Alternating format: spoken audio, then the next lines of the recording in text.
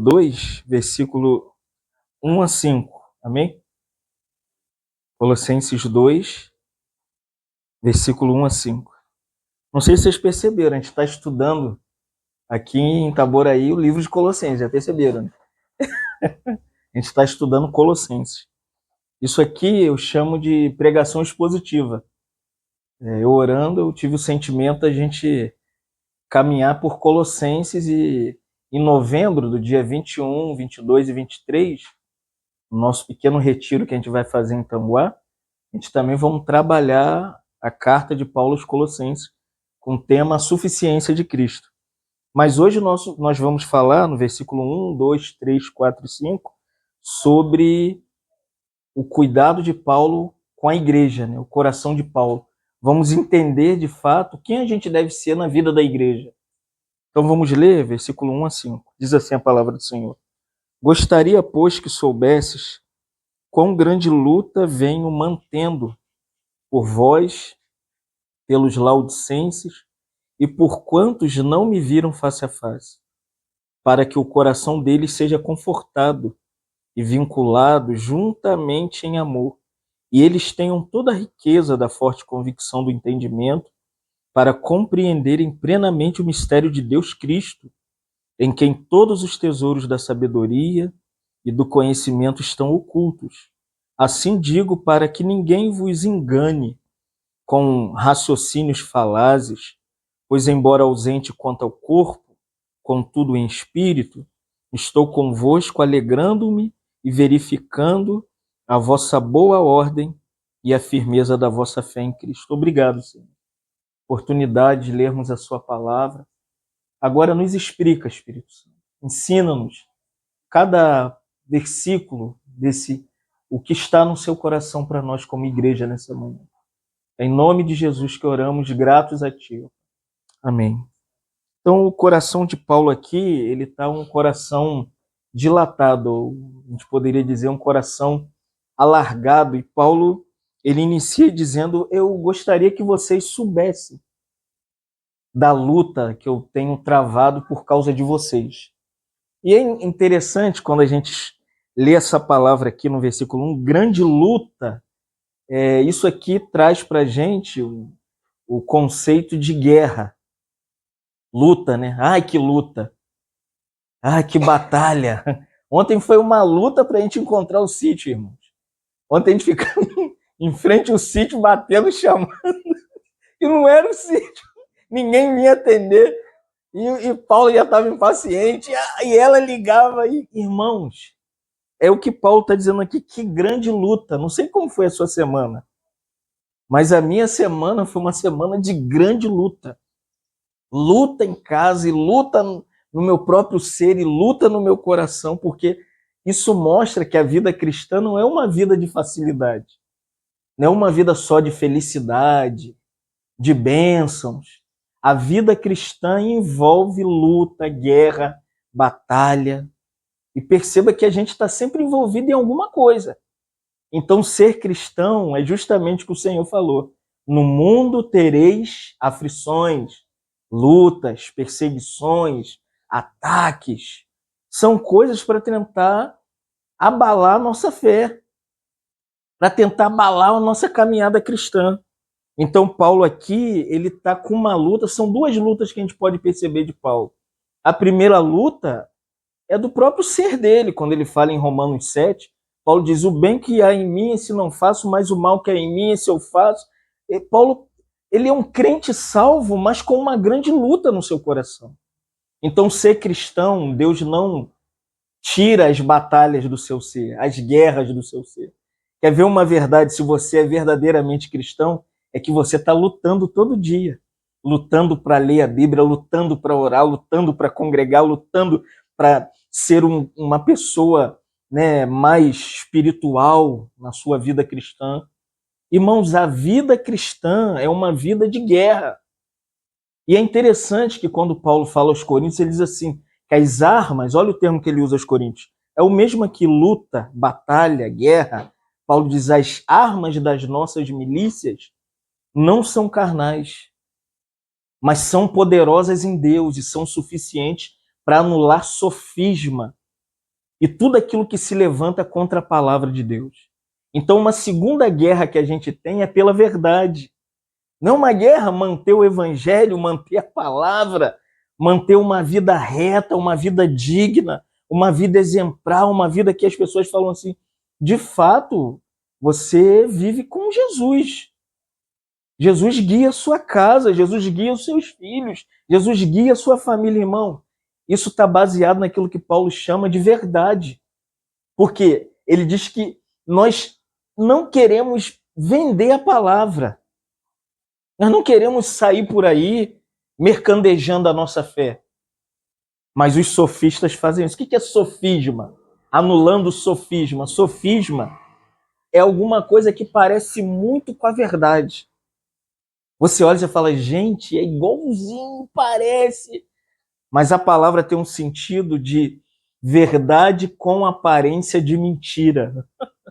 Parece, mas não é. Então a luta que a gente tem primeiro é com a gente mesmo. A verdadeira batalha espiritual, irmão, não é fora.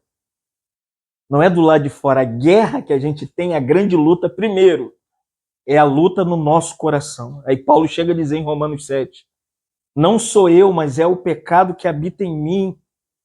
Ele chega a dizer, miserável homem que sou, quem me livrará do corpo dessa morte? É uma luta. Você acha que vida cristã não é guerra? É uma luta, sem falar das coisas externas, das tentações, do mundo, do pecado, do eu. Segundo, é defender a fé que nós temos, que luta. E é essa aqui que Paulo mais claramente está dizendo, que qual grande luta venho mantendo por vós, olha agora, pelos laudicenses. Ué, mas Paulo está escrevendo para a igreja de Colossos. Mas a igreja de Laodiceia, ela já estava beirando, se você quiser ir em Apocalipse, capítulo 3, você vai ver por que Paulo está preocupado com a igreja de Laodiceia. Porque a igreja de Laodiceia, ela foi uma igreja que termina a sua vida cristã, os irmãos ali, se você for ler Apocalipse 3, versículo 14 ao 22, João diz assim, ao anjo da igreja em Laodiceia, escreve essas coisas, diz o Amém, a testemunha fiel e verdadeira, o princípio da criação de Deus, conheço as suas obras, que nem és frio, nem é quente, quem dera se você fosse frio ou quente. Assim porque és morno, e nem és quente nem frio, estou a ponto de te vomitar da minha boca. Porque dizes, estou rico e abastado, não preciso de coisa nenhuma, e nem sabes que tu és infeliz. Sim, miserável, pobre, cego e nu. Aconselho-te que de mim compres ouro refinado pelo fogo para enriqueceres, vestiduras brancas para te vestires, a fim de que não seja manifesta a vergonha da tua nudez, e colírio para ungir os seus olhos, a fim de que vejas. Versículo 19, eu repreendo e disciplino a quantos amo. Sê, porém, zeloso e arrependa-te. Estou à porta e bato. Se alguém ouvir a minha voz, abrir-se-á a porta, entrarei em sua casa, cearei com ele e ele comigo. Ao vencedor dar-te-ei que se assente comigo no meu trono, assim como também eu venci e me assentei com meu Pai no seu trono. Quem tem ouvidos, ouça o que o Espírito diz às igrejas. A igreja em Laodiceia, ela tinha um amém, um testemunho que era verdadeiro, tinha Deus, tinha obras diante de Deus. Só que, de repente, a preocupação já lá no ano 60 da era cristã de Paulo, porque aqui está sendo escrito no ano 90 da era cristã. 60, 70, 80, 90. 30 anos depois que Paulo escreveu a igreja de Colossos, algo se instalou na igreja de Laodiceia. O que instalou-se na igreja de Laodiceia? A mornidão espiritual, a imaturidade, a falta de crescimento, a falta de responsabilidade, o amor pela palavra, o amor pelo testemunho, o amor pela fé genuína, o amor pela verdade, o amor por Deus, irmãos. Isso levou 30 anos, se lembra? Quando Paulo diz lá em Colossenses 2:1, eu estou lutando também pelos de Laodiceia, porque é assim, irmãos. As coisas vão começando devagarzinho, vai tirando a sua vontade de ler a Bíblia, a vontade de orar, a vontade de congregar, a vontade de ter uma vida fiel na presença de Deus. E é interessante que aqui eles se tornaram orgulhosos. Qual é a característica dessa igreja 30 anos depois que Paulo havia escrito a carta aos Colossos, já preocupado e lutando por aquela igreja? Era o que se havia instalado no coração deles. Olha só, versículo 17: estou rico, abastado, não preciso de nada, mas Deus mostra algumas características que Laodiceia tinha e que havia como um diagnóstico do desvio dos irmãos. Primeiro, infeliz, miserável, pobre, cego e nu. Irmãos, ela era uma igreja que tinha a forma de igreja, a cara de igreja, parecia igreja, mas não era a igreja. Não tinha nada do Senhor mais ali. Não restava mais nada. Então, como o Senhor deve guardar o nosso coração nesses últimos dias? Para que a gente não seja, né, como o Senhor diz no versículo 18, eu tenho um conselho para vocês: compre ouro refinado pelo fogo. Ouro tipifica a natureza de Deus no coração daquela igreja. Eles haviam perdido a presença de Deus, a vida de Deus, a manifestação da glória de Deus. E João diz, 30 anos depois de Paulo, olha o que ele diz: para que vocês se tornem ricos de novo. Eles ficaram pobres, irmãos. Tinha tudo, mas a pobreza espiritual havia se instalado na igreja dos Laodicenses. E olha só que coisa interessante: vestes brancas para se vestires. Estavam nus, irmãos. Quantas igrejas locais hoje estão nuas diante do Senhor? Não tem vestes espirituais. Não tem nada da justiça de Cristo, da pessoa de Cristo, da vida de Jesus Cristo. Vive disso e vive daquilo, e fazendo isso e fazendo aquilo. Não, irmãos. O encorajamento de João, depois de 30 anos que Paulo já havia morrido, é: Laodiceia, vocês precisam de vestes brancas, olha só, a fim de que não se manifeste a vergonha da sua nudez. Estavam pelados espiritualmente. Quantos santos do Senhor hoje, quando você olha, fala, meu Deus, era tão vivo, tão cheio da presença, tão cheio da palavra, hoje estão nus espiritualmente. E para terminar, João diz assim: e colírio para ungir os seus olhos, a fim de que vocês vejam. Eles haviam perdido a visão espiritual, irmãos. Uma das tragédias maiores da igreja é essa. Ela está cega espiritualmente para a direção que Deus deu para essa igreja. Quantos irmãos estão sem visão espiritual? Sem saber como seguir, sem saber para onde caminhar, sem saber que direção tomar diante do Senhor, irmãos. Voltando para Colossenses 2:1. Que grande luta tenho pelos Laodicenses. Paulo já estava prevendo a ruína que João viu 30 anos depois, quando ele escreve lá no capítulo 3 de Apocalipse. E Paulo continua em Colossenses 2: e por quantos não me viram face a face. Irmão, esse coração grandioso de Paulo era maravilhoso, né? Paulo está preocupado com Colossos, Paulo está preocupado com Laodiceia e Paulo está preocupado com a gente. Amém? Nós não vimos Paulo, não andamos com Paulo, não ouvimos Paulo, mas estamos lendo a carta de Paulo, sabendo o que o coração de Paulo tinha para a gente. Versículo 2, olha agora: para que o coração de vocês, irmãos, por que Laodiceia se tornou uma igreja orgulhosa? A palavra Laodiceia no grego significa a opinião do povo comum, a tal da democracia cristã. Não, irmãos. A igreja não é um governo democrático, amém? A igreja não é um governo político, não é um sistema religioso humano. O governo da igreja não é de Laodiceia.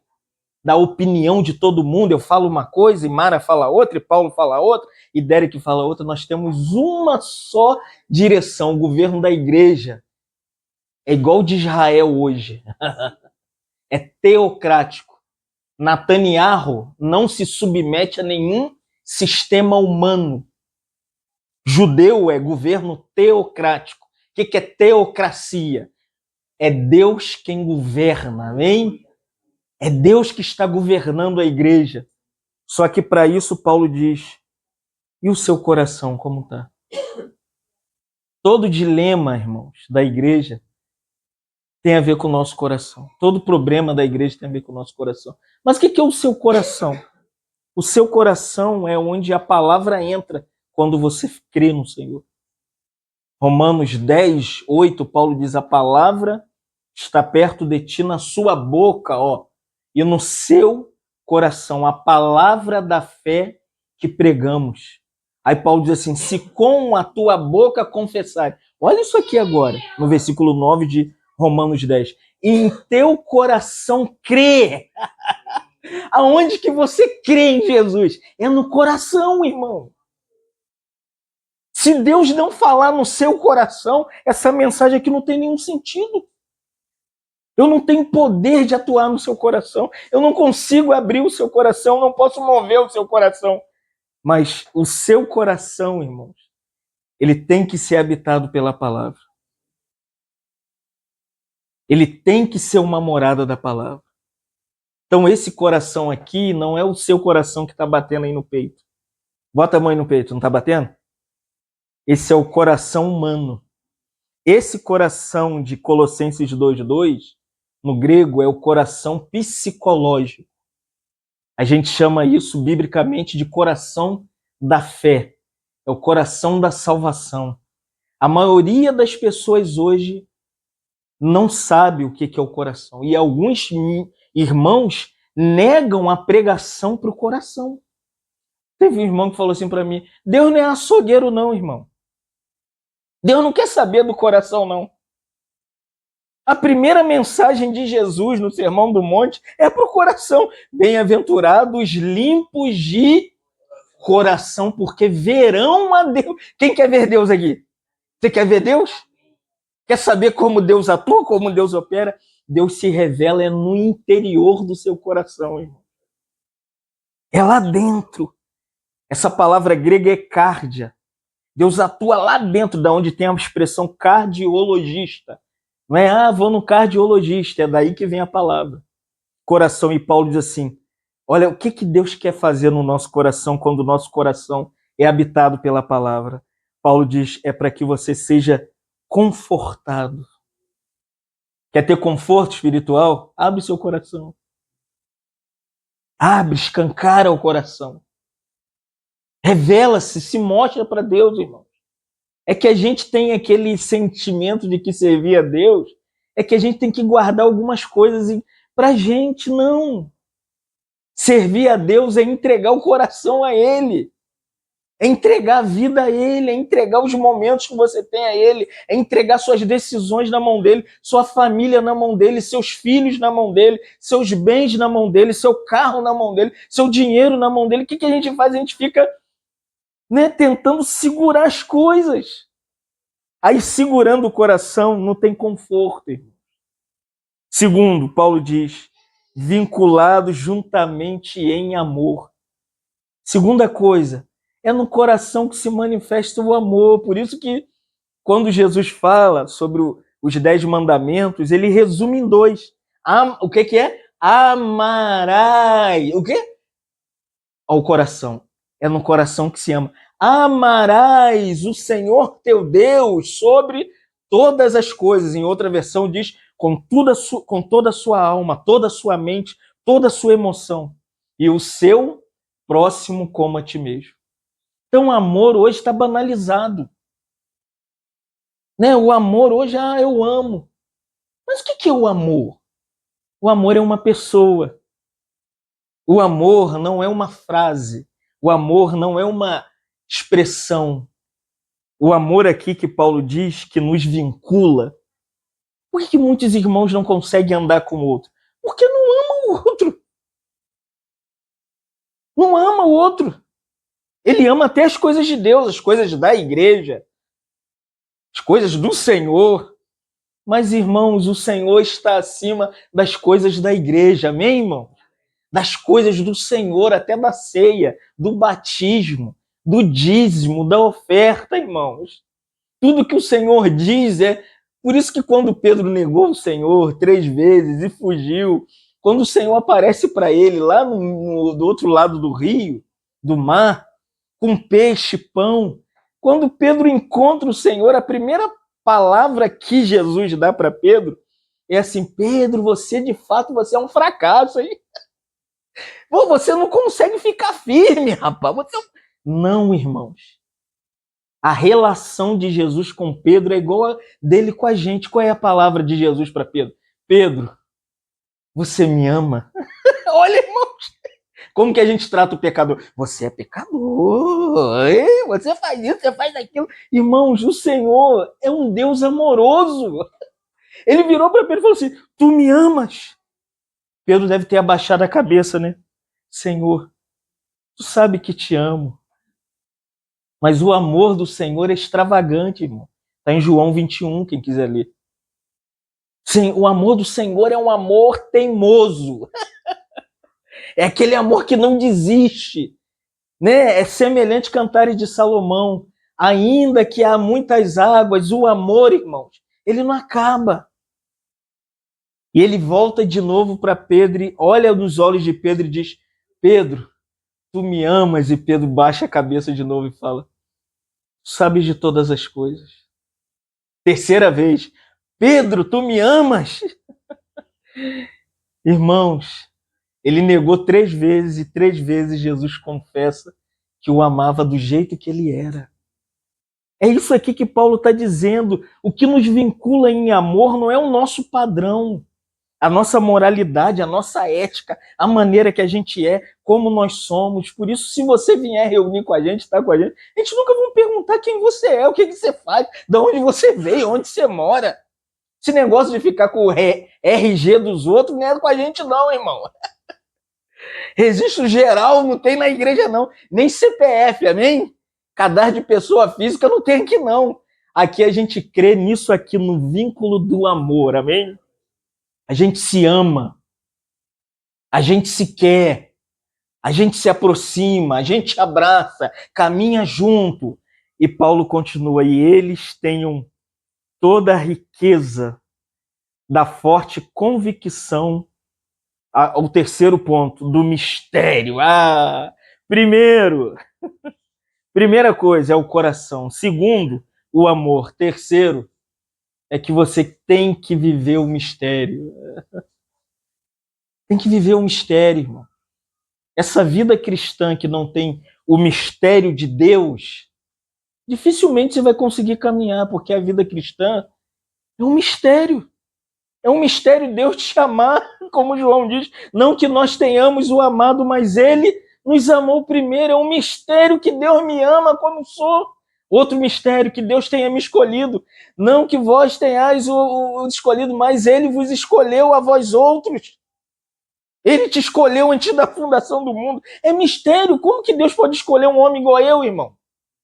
Igual você, jovem. Igual você. Igual você, irmãos. O que a gente tem para dar a Deus?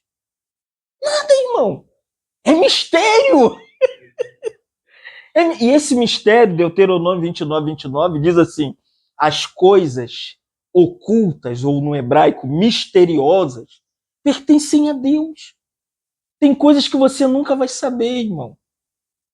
Por que aconteceu isso? Por que aconteceu aquilo? Na verdade, a gente não quer saber os porquês. A gente quer saber para quê. Amém? Para que isso, Senhor? Para que isso está acontecendo? Os porquês, Deus não dá resposta para gente. Agora, o para que ele dá é para te salvar, é para você crescer, é para você ficar maduro, é para você me amar, é para você me desejar. É isso aqui que Paulo está dizendo. Mas qual é o mistério verdadeiro? É Cristo. Não tem algo mais gracioso do que Paulo chamar que esse mistério é Jesus Cristo. Mas o que está dentro de Jesus Cristo? Olha o versículo 3. O que tem dentro de Cristo? O que tem dentro de Cristo é um tesouro, irmãos. Você quer riqueza? Está nele. Você quer fazenda? Está nele. Você quer bens? Está nele. Você quer saúde? Está nele. Você quer prosperidade? Está nele. Você quer crescer espiritualmente? Está nele. Você quer orar mais? Está nele. Quer viver piedosamente? Está nele. É o que Paulo diz, em quem todos os tesouros da sabedoria e do conhecimento estão escondidos. Irmão, verdadeiro mistério de Deus é um tesouro. John Piper, no livro Os Prazeres de Deus, ele diz assim: se você não tiver um amor que entesoure o seu coração, você não serve para servir a Deus. Eu falei, meu Deus, isso é muito profundo, né?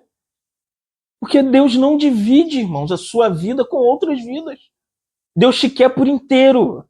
Deus te quer por completo. Deus não quer você e seu marido, você e sua mulher, você e seu filho, você e sua prosperidade, você e a sua loja. Você... Não, irmão. É interessante que na parábola do tesouro se vende tudo o que tem, pega esse tesouro nesse campo escondido e compra. Irmãos, o Senhor nos comprou para Ele. Nós somos um tesouro para Deus e Deus também é o nosso tesouro. Por isso, Paulo diz aqui, em quem em Cristo todos os tesouros da sabedoria e do conhecimento estão escondidos. Você quer sabedoria? Tiago diz assim, você quer sabedoria? Peça a Deus que a todos Ele dá livremente. Eu tenho que ir para o seminário, ficar 4 anos estudando exegese, hermenêutica. Você vai perder tempo. Você está diante de alguém que nunca pisou lá. Tem que ser no tesouro, amém? E na história, Spurgeon nunca pisou no seminário. Quem leu Spurgeon aqui? Spurgeon nunca pisou num seminário teológico. Outro, Martyn Lloyd-Jones, nunca pisou num seminário teológico. D.L. Moody nunca pisou num seminário teológico. Campbell Morgan, esses são gigantes espirituais. Mas eles encontraram Cristo, que é o tesouro da sabedoria. Por isso você encontra certos irmãozinhos, você fala assim, caramba, conhece muito, cara! Rapaz, sabe tudo! Sabe abrir a Bíblia, explicar a Bíblia, dar direção, você tem que ler isso aqui, irmãos. Nosso verdadeiro recurso espiritual, que Paulo chama de sabedoria e conhecimento, estão ocultos em Jesus Cristo. Não está no seminário, não temos nada contra o seminário. Pelo contrário, você tem desejo, eu te indico os melhores. Indiquei para o Marcos Vinícius. Mas o tesouro tem que vir antes, amém, irmãos? Seu amor pela palavra, seu desejo pela oração, seu desejo pelo conhecimento. Irmãos, está aqui, quer conhecer tudo sobre Deus, Jesus Cristo. Está aqui, ó. O conhecimento está oculto em Jesus. Mas como que eu posso descobrir isso? Vai no capítulo 3 de Colossenses, que a gente ainda vai chegar lá. Não sei quando, mas a gente vai chegar lá. Colossenses 3:1, Paulo diz como que a gente entra nesse conhecimento e nessa sabedoria celestial. Paulo diz assim, porquanto, se fostes ressuscitados juntamente com Cristo, buscai as coisas lá do alto, onde Cristo vive, assentado à destra de Deus. Pensai nas coisas lá do alto, não nas que são aqui da terra. Porque morreste e a vossa vida... Aonde sua vida está? Oculta. Amém, irmão? Aonde que o tesouro está? E a sabedoria e o entendimento, o conhecimento? Oculto. E aonde você está agora? Oculto. Aonde? Com Cristo em Deus. Irmão, é assim, ó. O tesouro está em você, você está no tesouro, o tesouro mora em você, o tesouro vive em você, o tesouro te dá conhecimento, o tesouro te dá sabedoria. É Ele. Por isso você encontra pessoas e você fala assim, rapaz, da onde vem tudo isso? do tesouro, irmãos, que Paulo diz que agora está oculto juntamente com Cristo em Deus. Entenderam? Mistério revelado, amém? Acabou o mistério, irmão. Esse negócio que os outros ficam por aí, é mistério! Que mistério não, irmão, acabou o mistério. O mistério foi revelado, agora o mistério para a gente é um tesouro que nos dá sabedoria, nos dá conhecimento. Versículo 4 de Colossenses 2, Paulo continua dizendo assim, assim digo para... Por que Paulo diz tudo isso? Para que ninguém nos engane com palavras bonitas, raciocínio falazes, é aquelas palavras açucaradas. Tem um no SBT que fala, meu lindo, minha linda. Não conseguiu 1% no Ibope, o SBT já... Não dá certo, irmão. O povo já está despertando. Esse negócio de raciocínio, falazes, é muitas palavras repetidas. Fica repetindo a mesma coisa, falando a mesma coisa, dizendo a mesma coisa, fazendo declaração daquilo. Irmãos, a gente não precisa, traduzindo a palavra seria assim, né? Palavras repetitivas. E o que isso faz, esse monte de palavra? Engana as pessoas. Hoje que tem de gente enganada na igreja. Você sabia disso, que tem pessoas enganadas na vida da igreja? A pessoa está lá esperando uma coisa que nunca vão receber.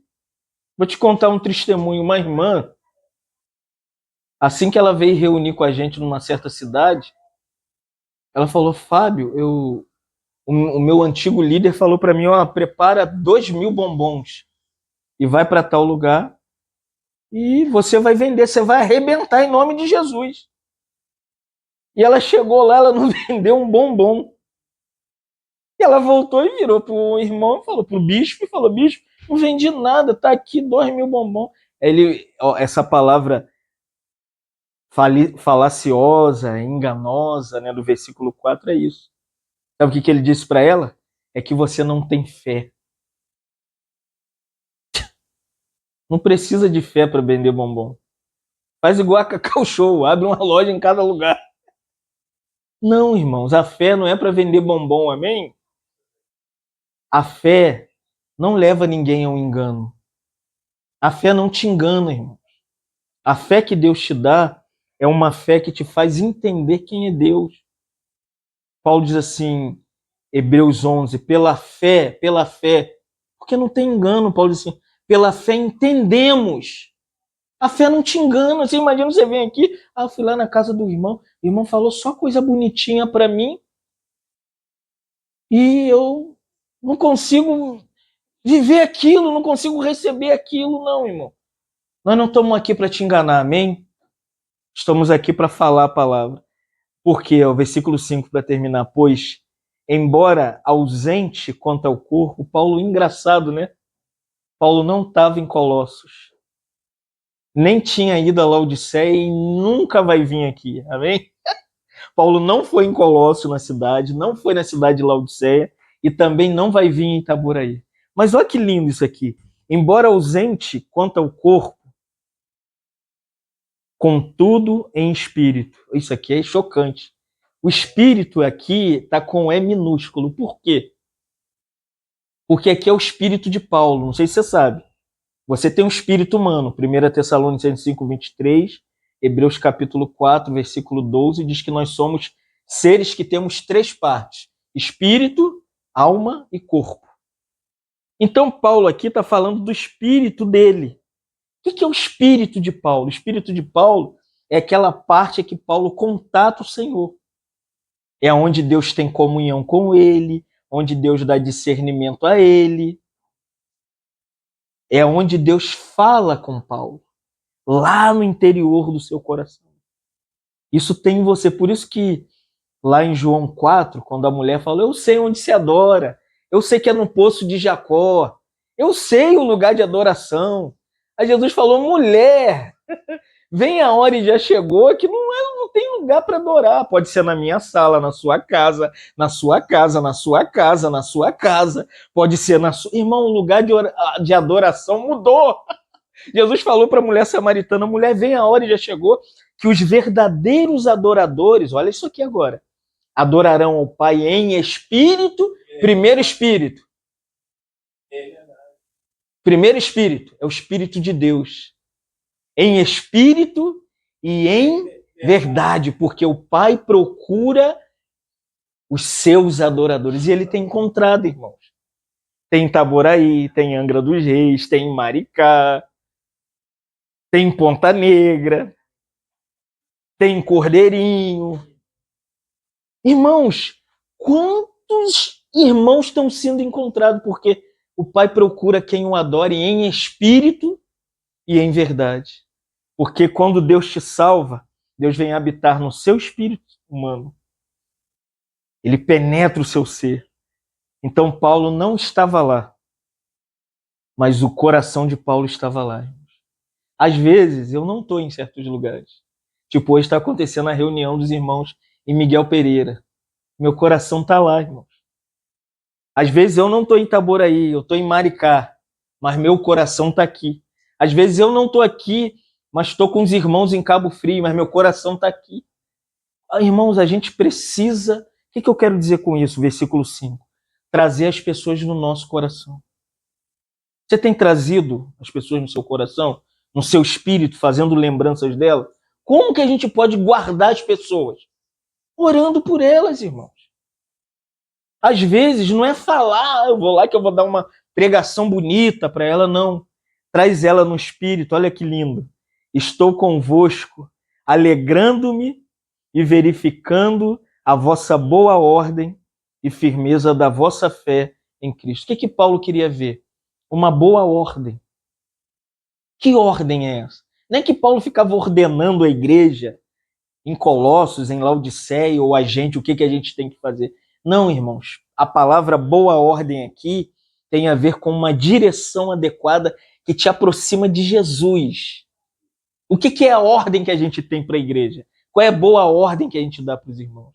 É tudo aquilo que te aproxima da fé. E o que é a fé? A fé é sua, não é minha. Amém, irmão? Hebreus 11 diz: a fé é o firme fundamento das coisas que se esperam e a prova das coisas que você não vê. A fé é um chamado de Deus. Deus te chama pela fé. Deus te faz viver na fé. Deus te faz crescer na fé. Então a gente precisa crer. O que a gente precisa fazer com esse livro hoje, esses 5 versículos do capítulo 2 de Colossenses? A gente precisa crer. Hebreus 11, 6, Paulo diz assim: é necessário que aquele que se aproxima de Deus tenha fé. Esse livro, ele não serve mais para nada do que nos dar fé em Deus, nos dar fé em Jesus Cristo, nos fazer crer nas promessas eternas, não nas promessas presentes. O que Deus tem que dar para a gente, Ele já deu. Ele já nos deu. Qual é a promessa de Deus? É Jesus Cristo. Qual é a bênção de Deus? É Jesus Cristo. Claro, Deus está preocupado com a gente. Então, irmãos, que o nosso coração seja igual ao de Paulo. Que a gente lute pelos irmãos, que a gente ame os irmãos, que a gente tenha essa esperança de revelar que o tesouro maior para a igreja não é o que você pode dar de posses e carros e coisas para, né, fazer com que as pessoas ficam iludidas. O nosso maior tesouro é o mistério revelado, que é Jesus Cristo. Paulo se lembra da última mensagem lá na casa da mãe da Jaque? Cristo em nós é a esperança, a nossa real esperança é que aponta para a glória, irmãos. Não que fica fixado aqui, que a gente vai ficar aqui, que a gente vai ter aqui. Uma hora, já viu, tem pessoas que tinham carro e mansões, morreram, ficou tudo aqui. Ficou o carro, ficou a casa. Quem está desfrutando é quem ficou. Nós vimos a Vânia, né? A irmã que dormiu, a Wanda, estava lá com a gente. A irmã dela, né, pedindo oração. O Senhor chamou ela. Levou o quê? O que ela levou? Nada. Então, irmãos, faça de Jesus o seu maior tesouro, amém? Entesoure Cristo. Se aproprie de Cristo, viva para Cristo, viva o mistério que está revelado. Quer sabedoria, Ele vai te dar. Quer conhecimento, Ele vai te dar. Mas cuida dos irmãos, amém? Eu tenho visto uma pegada muito boa no Derek, né? A nossa reunião não é essa aqui, é aquela que Joana visita, apacenta lá e cuida, que a Mara faz. Nós estamos na base de Mateus 28, 18 a 20. Ide pelo mundo e fazei discípulos de todas as nações, batizando em nome do Pai, do Filho, do Espírito Santo. E Jesus termina dizendo assim, ensinando-os, ensinando-os, amém? A guardar todas as coisas que eu vos tenho dito. Então vamos discipular uns aos outros, amar os irmãos e cuidar. Te louvamos nessa manhã. Vamos pela tua palavra, que é tão rica para nós, mas também nos leva a gente a entender, Senhor, que precisamos ter um coração tão alargado quanto o de Paulo, Senhor. Não queremos ter um coração restrito, que fecha a porta para os irmãos, que às vezes está destoado. Nós queremos um coração igual ao seu, Senhor. Queremos um coração amplo, um coração que abraça, um coração que acolhe, um coração que ama, Senhor. Coração que aguenta as pancadas, as tribulações, os sofrimentos, as perdas, Senhor. Ó Deus, abre o nosso coração nessa manhã, igual tu fizeste com Lídia, quando Paulo e Silas ali pregavam, e o Senhor abriu o coração de Lídia, para que Lídia entendesse a palavra. Senhor, abre o nosso coração, Senhor, para que possamos entender a sua palavra, que o teu Espírito Santo fale mais aos nossos corações e nos transforme de dentro para fora. Não queremos uma mudança externa, não queremos coisas de homens, doutrinas de homens, igreja de homens. Nós queremos é a palavra da transformação. Aquela de João 8:32, como o Senhor falou, conhecereis a verdade, e a verdade vos libertará. Ou como João 8:36, se o Filho vos libertar verdadeiramente, sereis livres. Senhor, nos liberta, liberta o nosso coração dos conceitos do passado, do que as igrejas fizeram conosco. Nós queremos ser livres para te adorar, ser livres para clamar o nome do Senhor a cada dia. Senhor. Que nós oramos, continua conosco, nas nossas refeições com alegria e singeleza de coração. Passa a tarde conosco, Senhor. Que nós pedimos em nome de Jesus. Amém.